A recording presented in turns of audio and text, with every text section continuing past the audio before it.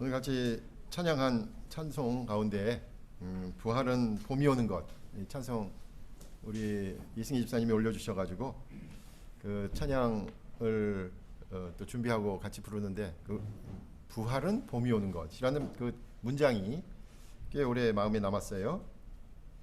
봄에 부활을 보는 것 당연하다고 생각했는데, 그러면 봄처럼 우리가 매해 봄을 맞듯이 부활절도 그냥 맞으면 되는 것인가 라는 생각이 들었습니다.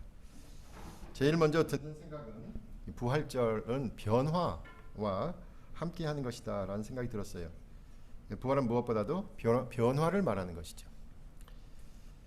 그런데 봄은 또한 일제 강점기 정황시인이 얘기한 것처럼, 이성화 시인이 얘기한 것처럼 빼앗긴들에도 봄은 오는가 라는 노랫말이 말하는 것처럼, 또 이 4월 3일, 또 4월 19일, 그리고 5월 연결되어 있죠.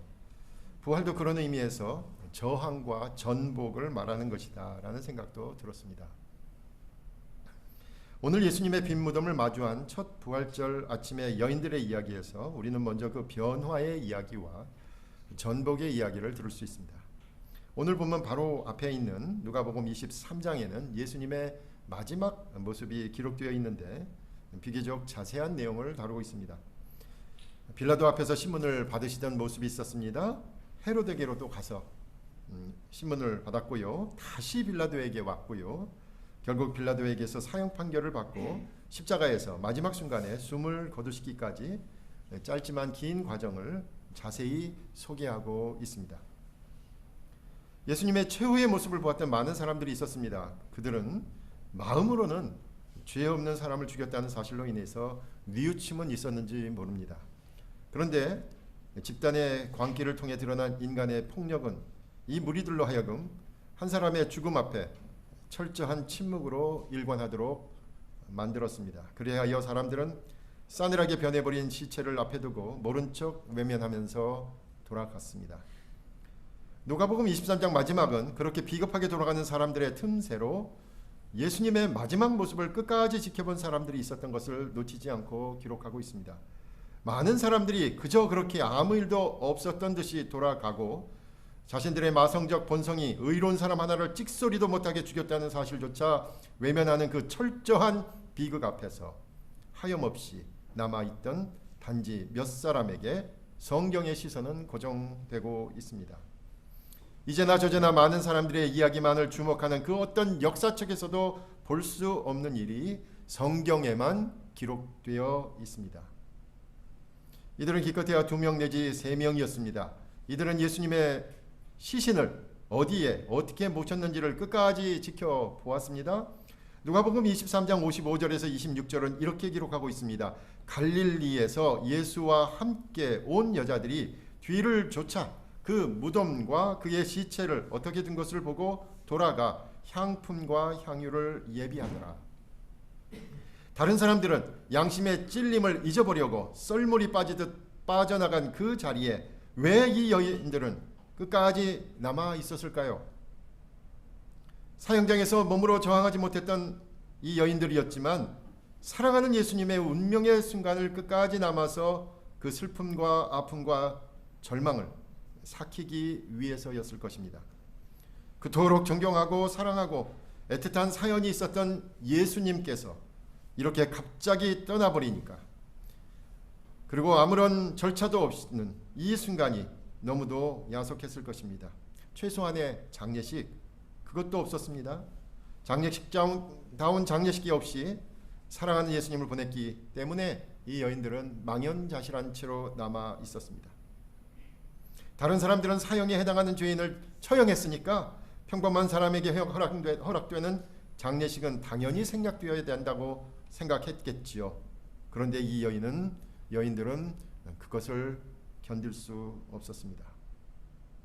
이 여인들의 이름이 누가복음 24장 10절 오늘 읽은 본문에 나옵니다. 막달라 마리아, 요한나, 야고보의 모친 마리아, 그 외에 몇 여인이 더 있었던 것 같습니다.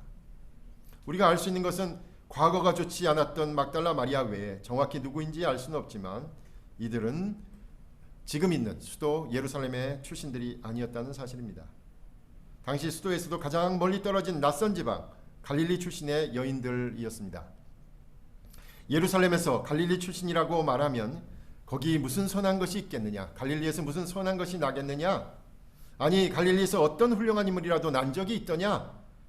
갈릴리는 열심당들과 강도들이 많은 반란을 일으키는 고장이었으니까 그런 지역 차별과 업신여김이 당연한 그런 갈릴리 출신의 여인들이었습니다.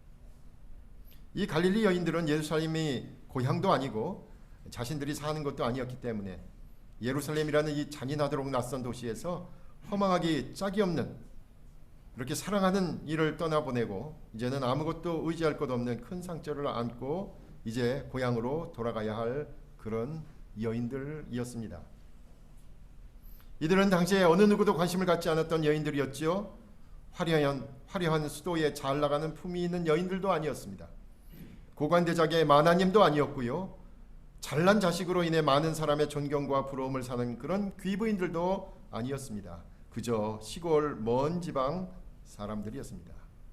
그래서 이 커다란 도시 예루살렘에서 있었던 참혹한 처형이 더욱 서러운, 너무나 억울한, 아주 답답한, 그래서 도저히 발길을 돌릴 수 없었던 여인들이었습니다. 아무도 안중에 없었기 때문에 이 여인들이 십자가 바로 밑에까지 가서 예수님의 운명을 가장 가까이에서 그리고 가장 끝까지 지켜봤다는 사실을 아무도 주목해보지 않았습니다. 바로 그런 여인들이었습니다. 그런데 이 여인들은 죽은 시신에 제대로 염도하지 못하고 보내는 것에 안타까움을 느낀 사람들이었어요. 예수님이 체포되신 후로는 면회 한번 제대로 하지 못했고 예수님과는 아쉬운 작별의 시간도 갖지 못했던 여인들이었습니다. 사실 언제고 한 번도 속 시원히 예수님을 똑바로 쳐다보지도 못했던 여인들이었고 그저 멀리서만 예수님을 쳐다보고 바라보고 애타하면서 어떻게 하면 도와드릴 수 있을까? 어떻게 하면 그 하나님의 일을 도와드릴 수 있을까? 그렇게 안절부절하던 그런 여인들이었습니다. 예수님에 대해서 가지고 있었던 그 마음으로 이제 슬픔과 절망과 아픔을 망자에 대한 정중한 예의로 추스리면서 여인들은 서로서로 이제 3일 후 안식일이 지나면 와서 다 못한 망자에 대한 예의를 다하자고 다짐했습니다. 무덤 주위에 향품도 뿌리고 예수님의 몸에 향료도 발라서 그렇게 예수님을 마지막 보내드려야 된다라고 다짐했습니다. 그렇게라도 해야 고향으로 돌아가는 발걸음이 떨어질 것 같았기 때문입니다. 그래서 예수님께서 묻히는 그 마지막 순간을 끝까지 지켜본 여인들이 오늘 새벽 예수님의 무덤이 비었다라는 사실을 처음으로 알았습니다. 그리고 이 여인들이 부활하신 주님을 처음으로 보았습니다. 예수님에 대한 사랑 하나만으로 끝까지 자리를 지키고 자신들의 마지막 의무라 여기며 예수님의 시신이라도 보기를 원했던 여인들이 부활하신 주님을 만났습니다. 죽은 시체를 기대했던 여인들, 죽은 자에 대한 최소한의 예의를 갖추기를 원했던 여인들이 전혀 생각하지도 못했던 예수님의 부활을 보았고 이 소식을 사람들에게 전하기 시작했습니다. 역사에서는 아무런 관심도 갖지 않았던 이 여인들이 부활 소식을 알리는 데 가장 적극적인 매체가 되었고 가장 효과적인 여론이 되었으며 가장 강력한 전도자가 된 것입니다. 사실 3년 동안 공생의 3년 동안 가장 가까이서 지켜보던 예수님을 지켜보던 제자들의 모습은 오히려 실망스러웠습니다. 11절에서처럼 사도들은 저희 말이 허탄한 듯이 배어 믿지 아니하였다라고 왜 여인들이 이토록 난리를 떠는지 기이 여기며 돌아갔다라고 합니다. 예수님을 가장 잘 안다고 생각했던 잘난 남자들이 아니었습니다. 예수님의 사도들도 아니었습니다. 예수님과 최후의 만찬을 나누었던 제자들도 아니었습니다.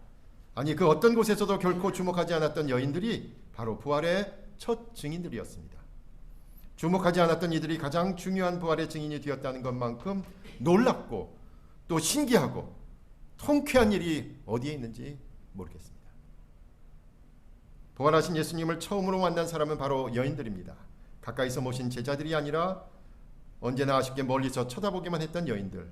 그러나 주님이 숨을 거두시는 순간에 자신들의 숨도 멎은 듯이 애처롭게 바라보기만 했던 그 여인들의 두 눈앞에 부활하신 예수님께서 나타나셨습니다. 그리고 그토록 연약했던 여인들은 부활하신 주님을 만난 후로 나가서 전하기 시작한 것이지요. 멀리서 지켜보는 것만으로 능사로 여겼던 여인들이 겁도 없이 말을 하기 시작했습니다. 그들이 전한 말은 바로 주님께서 부활하셨습니다. 주님께서 부활하셨습니다. 우리 주님께서 부활하셨습니다. 라는 말이었습니다.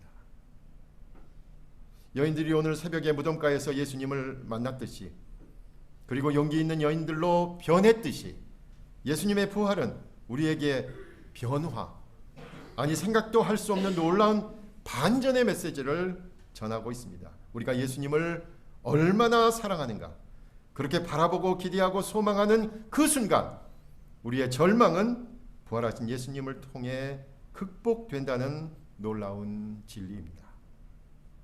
그 어떤 절망의 상황에서도 끝까지 남아서 그들의 자리를 지켰던 여인들이 바로 부활의 증인들 아닙니까? 그리고 이 절망을 부활의 소망으로 이긴 여인들의 모습과 표정과 행동이 변하기 시작한 것을 우리가 분명히 보게 됩니다. 자신을 위해 살았던 이들이 죽었다가 부활하신 예수님을 본 이후로 변하기 시작했습니다. 그렇게 겁이 많던 이들이 주님을 드러내고 증거하기 시작했습니다. 이전에 서로 잘났다고 다투던 사람들이 부활하신 주님을 만난 후로는 상대방을 인정하고 상대방을 위해서라면 내 것을 포기하기 시작했습니다. 그리고 이렇게 변화된 사람들을 통해서 우리 교회가 시작되었습니다. 저와 여러분, 우리 모두도 이 부활의 소식 때문에 이곳에 한 곳에 모이게 되었고, 우리의 교회도 그렇게 시작된 것이죠. 그 어떤 것도, 그 어떤 사람도, 그 어떤 유혹이나 좌절도 우리의 교회를 흩을 수 없습니다.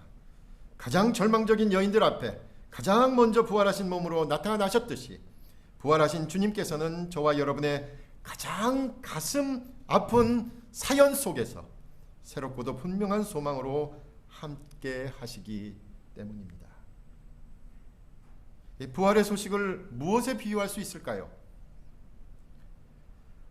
정권만 잡으면 언제 그랬냐는 듯이 힘없는 사람들의 암으로 가는 상처를 다시 자극하는 그런 말장난을 하는 사람들이 아니라, 평생 아픈 상처를 갖고 있는 사람들에게 말없이 다가가는 위로의 복음입니다. 소망의 복음이고요. 지금 고통을 당하는 사람들이 다시 살 수 있게 만드는 능력의 복음입니다. 그러므로 부활의 소식은 지금 어려운 사람이 계속 버티며 삶을 살기로 다짐했다는 이야기가 될 것입니다.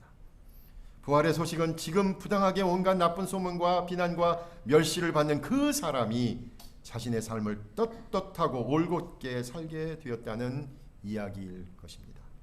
부활의 소식은 지금 인생에 가장 힘들고 어렵고 답답한 시기를 지내고 있는 그 사람이 신라 같은 빛을 보고서 다시 일어서서 발걸음을 내딛게 되었다는 이야기일 것입니다. 부활의 소식은 지금은 앞으로의 일들이 불확실하여 답답한 젊은이들이 하루하루 조금씩 내일을 마주하기로 했다는 이야기일 것입니다. 부활의 소식은 지금 경제적인 문제로 빈곤의 악순환을 떨쳐버릴 수 없는 사람이 매 순간 함께 하시는 하나님의 손길을 붙잡고 일어선다는 이야기일 것입니다. 부활의 소식은 자녀를 위한 걱정으로 답답함과 안타까움과 기대를 저버리지 못하는 부모가 이제는 그 자녀가 하나님과 동행하리라는 믿음을 새롭게 갖게 되었다는 이야기일 것입니다. 부활의 소식은 하루가 다르게 연약해져가는 사람들이 생명을 지으신 하나님께서 사망의 음침한 골짜기에서도 영원히 함께 하신다는 그 믿음으로 하루하루를 살게 되었다는 이야기일 것입니다. 이렇듯 부활의 소식은 매일의 반복되는 삶으로 인해서 새로운 기대, 소망이라는 단어가 아주 생경하게 들리는 바로 그 사람들이 세상을 전혀 다른 시각으로 볼 수 있게 되었다라는 이야기가 될 것입니다.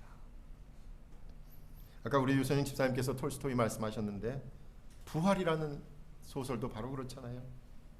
시베리아 강제 수용소로 향하는 인생의 가장 절망적인 상황을 마주한 여인 카츄샤가 자신에게 버림받아 멸망의 일로 들어서게 되었다는 것을 받아들이고 인정하고, 그 잘나가던 네홀 유도프 공작이 그 카츄샤와 같이 가기 위해서 시베리아로 같이 떠나는 거죠. 바로 그 변화된 마음입니다. 무엇보다도 중요한 것은 부활이라는 말은 단순히 변화와 전복에 참여하겠다라는 인간적인 노력 그 이상임을 잊지 말아야 합니다. 오늘 본문 5절과 6절에서 천사들이 말한 것처럼 어찌하여 살아있는 자를 죽은 자 가운데서 찾느냐, 여기 계시지 않고 살아나셨느니라 라는 말을 듣고 주님의 말씀을 기억하고 소식을 전한 여인들을 보아야 합니다. 이 여인들은 부활의 증인이 되었습니다. 부활의 증인은 우리 인간의 인식과 우리의 경험과 우리의 능력 그 너머에서부터 하나님께서 우리와 함께 하신다는 기쁜 소식을 듣고 믿고 전한 사람들입니다. 부활의 증인은 인간이 가장 두려워하는 죽음도 우리를 구원하시려는 하나님의 사랑을 결코 막을 수 없다는 진리를 사무치게 감사하는 사람들입니다. 그러므로 부활에서 말하는 변화와 전복은 바로 인간 중심의 세계관이 하나님 중심의 세계관으로 바뀌는 그런 컨버전을 말하는 것이죠. 그렇다면 부활의 증인은 사회에 만연한 부정적인 기독교에 대한 시각을 알면서 어쩌면 저와 여러분처럼 아니 지금도 교회를 다녀? 아니 지금도 예수를 믿어? 라는 그런 말에 대항하듯이 지금 이 자리에서 함께 하나님께 기도하고 용기를 내어 모이기에 힘쓰고 하나님의 말씀에 순종하기로 더 적극적으로 나서는 우리들의 이야기, 바로 우리가 부활의 증인이 되는 것입니다. 여러 가지로 오늘 표현하셨어요. 연두, 또 파란색이라고 아까 얘기하셨나요? 저는 푸르름이라는 걸 봤습니다. 푸르름. 몇 번 시도를 했는데 두릅나무를 주문을 해서 작년에 받았는데 죽어버리더라고요. 올해 또 주문을 했어요. 근데 흙하고 뿌리하고 저기 줄기가 뒤집어져 가지고 와가지고 흙이 하나도 안 묻어가지고 왔어요. 또 죽었구나. 그래도 심었습니다. 매일 올라가고 하루에 한 시간만 있으면 아침 저녁으로 올라가서 보는데 오늘 아침에 보니까 죽은 줄 알았는데 연두색이 좀 보이더라고요. 연두색, 푸르름. 겨우내 움츠렸던 나무들이 살아있는지 죽어있는지를 알 수 있는 방법이 있습니다. 보면 그 나무들의 색으로 알 수 있습니다. 겨우내 짙은 흑빛을 품고 있었던 나무의 어디 한 구석에선가부터 푸르른 빛이 돌기 시작합니다. 푸르름은 가지 끝에서 시작합니다. 여름비와 달리 봄비는 나무들의 겨울잠을 깨웁니다. 나무들에게 때를 알립니다. 나무들에게 기지개를 켜라고 합니다. 열심히 봄볕을 맞으라고 재촉합니다. 봄비를 맞으면 살아있는 나무들은 서서히 푸른 빛, 연두빛을 냅니다. 그렇다면 봄날처럼 다가오는 부활의 소식에 반응하는 자가 살아있는 자라는 것을 알게 되죠. 부활은 반응하게 만듭니다. 부활은 움직이게 만듭니다. 부활은 살아나게 만드는 것입니다. 무엇보다도 부활은 인간의 영역 밖의 일입니다. 그러므로 부활은 우리의 모든 생각과 말과 행동이 멈춘 곳에서 더 이상 못한다, 더 이상 나갈 수 없다, 우리는 여기까지다 라고 멈춘 곳에서 부활은 시작되는 것입니다. 그래서 부활은 철저히 하나님의 영역입니다. 하나님의 행동입니다. 하나님께서 개입하시는 것입니다. 그래서 부활이라는 메시지는 우리 모두를 더욱 겸손하게 만듭니다. 우리가 아무것도 할 수 없는 바로 그 지점에서 하나님께서 역사하십니다. 그리고 우리가 아무것도 남아있지 않다고 생각하는 바로 그 시점에서 하나님의 손길을 마주합니다. 우리가 더 이상 가능성이 없다고 하는 순간 하나님의 도우심을 체험하게 됩니다. 부활의 증인은 바로 하루하루를 봄날처럼 우리에게 분명하게 오시는 하나님과 함께 다시 변화를 모색하고 세상 사람들이 생각하지도 못할 반전을 도모하는 일에 나서는 사람들입니다. 바로 주님께서 하시고자 했던 하나님의 사랑의 사역을 계속하는 사람들입니다. 하나님 나라를 위해 일하는 사람들입니다. 그리고 늘 하나님과 동행하는 사람들입니다. 그리고 하나님 사랑을 바로 여기서 함께 나누고자 하는 사람들입니다. 부활의 메시지는 저와 여러분에 대한 하나님의 구원 계획이 그 어떤 것에 의해서도 방해받지 않고 반드시 성취된다라는 그러한 귀한 기쁨의 메시지입니다. 우리 모두 이 부활의 아침에 하나님의 능력 앞에 더욱 겸손한 마음을 가져야 하겠습니다. 그리고 봄날처럼 우리 자신의 일상에서 하나님께서 원하시는 변화와 전복을 도모하셔야 되겠습니다. 무엇보다도 우리를 구원하시는 그 하나님의 사랑은 그 어떤 것도 막을 수 없다라는 진리에 감사하는 시간이 되었으면 좋겠습니다. 우리 모두 부활하신 예수 그리스도와 함께 늘 동행할 것을 다짐해요. 넉넉한 또 늠름한 또 건강한 그런 부활의 증인이 되실 것을 간절히 부탁드립니다. 기도하겠습니다.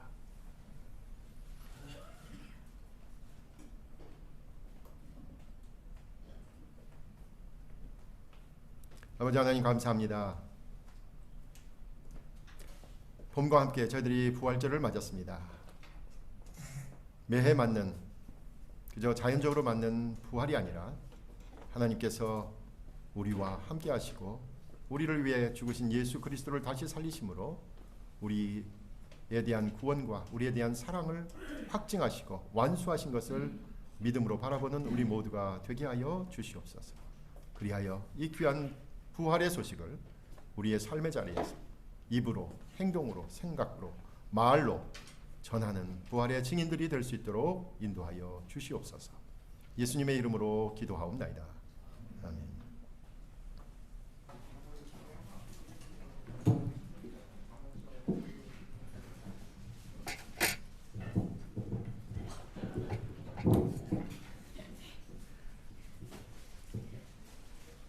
네, 목사님 말씀 설교 감사드립니다. 이 시간 설교 질문을 받겠습니다. 설교 질문해 주세요. 배집사님 웃으시지 마시고 오늘 웃으시다니까. 혹시 질문 있으십니까? 없으시대요. 네, 김현 시장님 없으시다고 합니다. 네, 오늘 귀한 말씀 참 감사드립니다. 우리의 노력과 상관없이 주님이 주신 그 은혜로 저희들이 부활의 아침을 누릴 수 있어서 부활의 또 증거를 보여주신 예수님께 감사를 드립니다.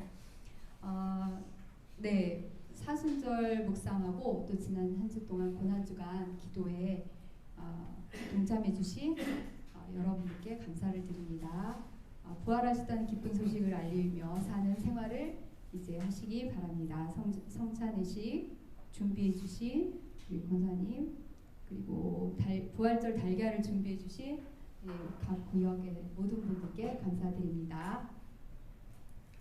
네, 고난받는 이들과 함께하는 부활절 연합 예배가 오늘 오후 4시 시청역 5번 출구 앞에서 진행된다고 합니다.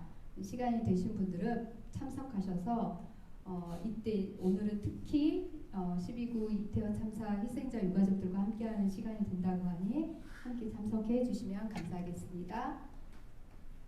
네, 다음 주일은 건강한 작은 교회 연합 주관으로 강단 교류가 있습니다. 그래서 저희 김태환 목사님께서 넘어서 교회에 가셔서 설교하십니다. 기도해 주십시오. 네, 이번 달 원래 북클럽이 다음 주 하기로 했는데 네, 그거 이번 달은 쉬고 5월 21일 셋째 주에 하게 됩니다. 네, 샬롬 페미니즘입니다. 라는 책으로 진행해 주시겠습니다. 네, 오늘 김영식 장로님이 건의한 걸로 사후 성가를 했는데 괜찮은 것 같았습니다. 네, 앞으로도 이렇게 계속되면 좋겠고 혹시 이제 찬송가가 올라오면 집에서 한 번씩 자기 성부를 연습해 갖고 오시면 더 좋을 것 같습니다. 특별히 연습하실 게 따로 없어서 네, 예배 시간에 더욱 아름다운 풍성한 은혜를 누렸으면 좋겠습니다. 네, 20주년 행사 안내 계속 되고 있는데요. 이제 드디어 이제 2주밖에 안 남았거든요. 주변에 초대하고 싶으신 분들 많으실 거예요. 아마 아직 초대장이 안 만들어진 것 같은데 언덕교회에서도 초대장을 만들어 주실 거고 또 개인적으로도 많이 초대해 주셨으면 좋겠습니다. 네. 네, 기금 나눔 계속 있습니다. 참고해 주시고요. 다음 광고. 네. 우리 환우분들을 위해서 계속 기도해 주시고 또 장경순 권사님 지금 연골 파열 시술하셔서 지금 그러니까 회복 중이신데 휠체어로 지금 움직이고 계신데요. 한 달 반 정도 회복하는 기간 필요한데 잘 아물고 잘 회복될 수 있도록 계속 기도해 주십시오. 네,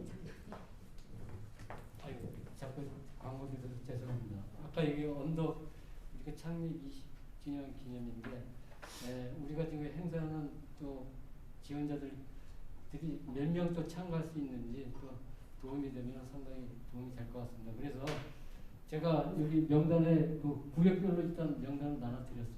여기 인쇄를 해놨습니다. 그래서 참석할지 참석할지 구역장님은 특히 제가 이걸 드릴 테니까 체크해서 좀 드리고 그 외에 또 오실 수 있는 분들은 아까 여기 공지한 대로 해서 별도로 좀 체크해 주시면 고맙겠고요.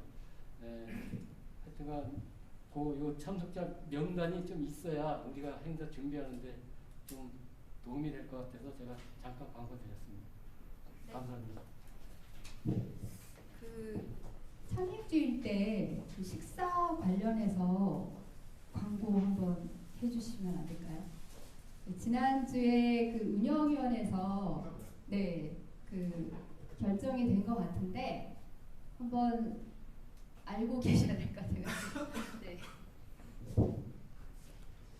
식사를 그러니까 우리가 11시에 창립기념 예배가 있고 2시에 홈커밍데이 및 포럼이 있는데 아마도 외부에서 대부분은 본교에 예배 드리고 오실 것 같아서 2시에 맞춰서 오시지 않을까 아니면 그 이후에 오실 것 같아서 우리가 식사를 그러니까 이제 뭐 좀 주로 외부에서 오시는 분들도 이제 우리도 같이 이렇게 좀 잘 준비해서 한 번은 먹으려고 하는데 근데 예배 끝나고 점심 때 먹는 것보다 오후에 외부 분들이 주로 오후 2시 이후에 오실 것 같아서 홈커밍데이와 20주년 포럼이 아마도 한 1시간 만에 2시간 정도 될 것 같은데 끝나면 4시쯤에 그때 이제 외부에서 이제 케이터링 해가지고요 밥보다는 그냥 핑거푸드 좀 예쁘게 하고 좀 맛있는 거 해가지고 이렇게 먹을 수 있게 준비를 하려고 그래요. 4시에 맞춰서 준비를 하려고 하고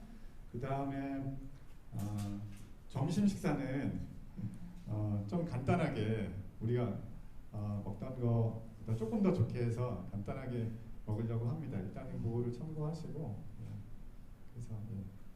네.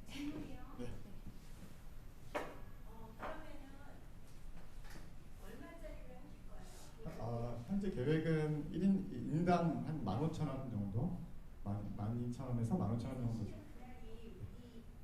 교회의 잔치잖아요. 맞아요. 교인들 잔치지 네. 외부인들한테 보여주기 위한 그분을 초청해서 대접하기 위한 잔치라기보다는 제 1순위는 우리 교인들의 잔치인데 네. 어떤 분들이 조금 얘기가 틀려가지고 저는 말씀드렸는데 우리가 그날 이은희 원사님이 케이크 준비하고 그쵸, 케이크 준비하시고. 또 과일 준비하고 맞아요. 그 다과 도시락을 케이크를 하실 필요가 있을까? 케이터링 하는 게 그날 이렇게 우리들 잔치에서 우리는 그냥 김밥 먹는다는 일단은 그래서 조금 한번 좀 상의해 볼 수 있는 부분이고요. 그래서 어떻게 하는 게 좋을까? 그래서 여성에서는 햄버거를 먹으면 좋겠다고 하셔가지고 큰 햄버거를 먹는 게 좋겠다고 하셔서 점심은 조금 도시락을 굳이 다과 도시락 15,000원짜리까지 준비하지 않아도 저희가 과일이나 케이크 다 있으니까 그걸 이렇게 하면 될 것 같아요. 그래서 그 도시락들을 그렇게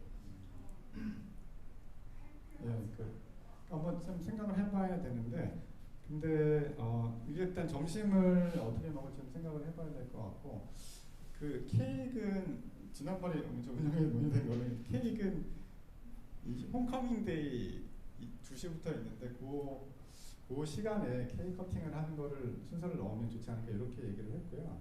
그리고 이제 과일을 준비하신다고 하셨고 그다음에 그다음에 우리가 이제 간단히 먹을 식사를 준비해야 되는데 그래서 이제 고민이 그러니까 우리가 점심 때 그렇게 먹을 수 있는데 문제는 외부에서 좀 오실 거거든요. 아마 조금 오실 텐데 2시 이후에 끝나고 나서 그냥 보내드리기는 또 쉽지는 않을 것 같아서 그래서 저희 운영회 때는 이제 그때 뭘 조금 잘 준비. 원래 우리가 예산이 홈커밍 20주년 홈커밍데이 행사의 식사 예산이 80만 원으로 책정돼 있어요. 식사하고 그 차 같은 거 예산 80만 원 책정이 돼 있어서 일단은 그렇게 상의를 좀 했고요. 조금 더 한번 상의해 보겠습니다. 운영위원들하고. 네, 우리들이 잘 치니까 네. 시점을 거기다 맞추고 뒤에 오시는 손님들은 또 그렇게 하시면 될 것 같고 왜냐하면 케이크 딱 하나가 아닌데 우리 식사 때 우리가 서로를 축하해주지 않고 그냥 손님 오셨을 때 그때 커팅한다는 것도 조금 그래 한번 그 케이크 커팅은 언제 할지 한번 상의를 해봐야 될 것 같긴 한데 일단은 의견을 좀 주시고요. 네. 의견을 좀 주시고 네. 조금 협의를 해볼게요. 네. 일단은 점심하고 그리고 전체 순서 끝나고 나서 두 번이 준비가 되긴 돼야 될 것 같은데 어디다 더 비중을 둬서 우리가 준비를 해야 될지에 대해서 조금 한번 의견 한번 그냥 궁금해서 네. 제 의견은 홈커밍데이라고 하면 저희 교회에 다 계시다가 지금 안 나오시는 분이 같이 오시는 거라 그냥 왜 2시에 오시는지 제 생각에는 그날은 말씀을 드려서 예배를 같이 참석하는 게 더 의미 있는 거 아닐까요? 그래서 오시게 되면 예배에 같이 예배를 보고 예배 끝나고 같이 식사하는 게 더 의미 있는 게 아닌가. 저는 지금 이 사항을 오늘 지금 처음 들었는데 갑자기 들으면서 드는 느낌이 같이 예배 드리는 게 더 의미 있는 것 같아서 혹시 오신다고 하면 같이 11시 그날 딴 교회 다니시는 분이 있더라도 그날만 오는 그래도 우리 교회에 같이 예전에 같이 다니셨으니까 오셔서 같이 예배를 보시는 게 더 의미 있지 않나. 그래서 오히려 예배 시간에 오시도록 권유하는 게 더 낫지 않을까요? 그렇죠. 그렇게 오실 수 있으면 또 오실 수 있으면은 그렇죠. 창립기념 예배 때 오실 수 있으면 같이 오시면 좋을 것 같은데 지난번에 운영회 때 이야기는 그 이제 번유를 하면 좋은데 좀 쉽지 않지 않을까, 좀 어렵지 않을까. 우리가 번유를 해도 종교 예배를 교회를 다니는 분들이라면 단계를 빠지고 와서 참여하는 게 쉽지 좀 어렵지 않을까 이런 얘기가 좀 있었고요. 조금 한번 상의를 더 해볼게요. 좀 상의를 해봐서 어떤 식으로 이거를 배분할지에 대해서 협의를 좀 해보겠습니다. 네, 이게 이제 저도 주중에 들었다가 이렇게 여성의 분들이 조금 더 안건들을 모아주시면 좋은데 이게 이제 남성들이 그냥 운영위원회에서 이야기가 되다 보니 서로 합의 조금 두 번 중복되는 게 반복이 될 수 있겠다라는 생각이 들어서 일부러 제가 안건을 꺼냈거든요. 네, 11시 창립 기념 예배를 12시로 하는 건 어떤지 그것도 한번 의논해 주시면 좋을 것 같고 그렇게 해서 아예 1시쯤에 다 이제 외부에서도 이제 느헤미야나 우리 건자견이나 여기에서도 초청되는 손님들이 좀 있으신가 봐요. 그래서 아마 이제 2시에 케이크를 하고 행사를 이제 하는 걸로 이렇게 따로 행사를 생각하신 것 같거든요. 그래서 운영위원회에서도 근데 저희 교인들이 11시부터 4시까지 계속 계시는 건 좀 너무 힘드실 수 있으니까 한 12시쯤에 창립 기념 예배를 하시는 건 어떤지 저 이제 방금 지금 건의드리고요. 중복되는 부분에 있어서 아까 말씀하신 과일 무슨 케이터링 맞나요? 이름이? 예. 도시락하고 또 권사님들이 준비하시려고 하는 과일이라든지 케이크라든지 이런 것들이 중복되는 부분이 있으면 그거를 최소한 경비를 줄이는 차원에서 합의점을 봐서 점심과 다과를 이렇게 좀 합리적으로 할 수 있도록 저희 권사님들이 좀 상의를 해주시는 게 더 낫지 않을까라는 생각을 하거든요. 여성회에서 모여서. 네, 그렇게 도와주시면 좋을 것 같아요. 아마 배상필 집사님께서 혼자서 오랫동안 너무 고민 많이 하셨는데 이제 좀 아무래도 이런 부분에서 조금 경제적으로 합리적으로 방안을 찾아갈 수 있는 게 우리 여성회부들이 아닌가 싶은데 혹시라도 지금 잠깐이라도 회의를 하시거나 아니면 오늘은 뭐 좀 시간이 안 되시면 다음 주라도 구체적인 그 계획을 좀 세워주셨으면 더 낫지 않을까라는 생각이 듭니다. 네, 뒤에 떡이 있습니다. 부활절 떡인데요. 맛있게 드시고 각 구역별로 맛있는 식사 그리고 즐거운 교제 되시기 바랍니다. 네. 아까 저희 목사님께나 여기서는 목사님께 여쭙고 싶어요. 아 질문이요? 네. 질문입니다. 지났는데요. 질문 시간 지났는데요. 하나님을 용서한다고 했어요. 아 네. 어떻게 하나님을 용서할 수 있을까? 거기에 대해서 아 예리하게 꼭 짚고 가시는군요. 그때 그럴 때 있잖아요. 그럴 때 있잖아요.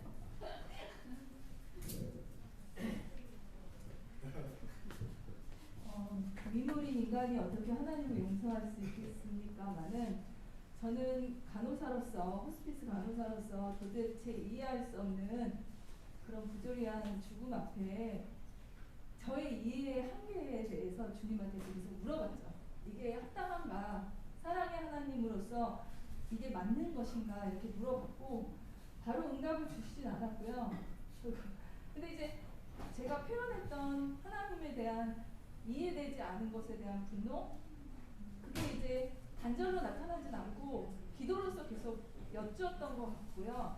그리고 그 부분에 대해서 응답은 제가 말씀드렸듯이 톨스토이에서 나오는 인간은 무엇으로 사는가에서 나오는 천사 세 번째 부분에 있어서 그 죽은 어머니가 쌍둥이 두 자매를 낳다가 죽은 그 사건을 통해서 인간의 관점으로는 어떠한 사람의 죽음이라는 부조리한 현상의 앞에서 정말 분노하고 사랑의 하나님이라는 것에 대해서 굉장히 회의가 들고 그 부분에 대해서 믿기진 않고 이해가 안 되지만 하나님의 예수님의 모습을 살아가려고 하는 그 많은 돌봄을 실현하라는 뭐 그게 뭐 간호사일 수도 있고 아니면 뭐 주변에 수많은 집사님일 수도 있죠. 그런 모습들을 통해서 하나님의 모습이 실현되고 그분의 사랑이 나타난다.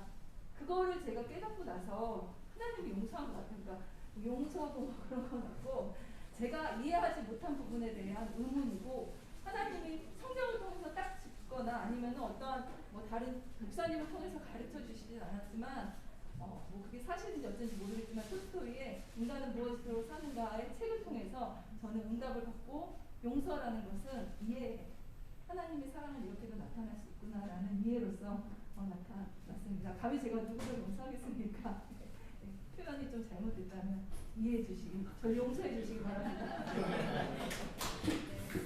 우리 서미란 권사님께서 진달래 화전을 또 붙여오셨어요. 그래서 식사 밖에서 하시고 요즘 커피값 비싸지니까 차 그대로 나눌 테니 구역 모임은 와서 아니면 뭐 나라에 가실 분 가지고 와서 나누면서 화전도 드시고 떡도 드시면 좋겠습니다.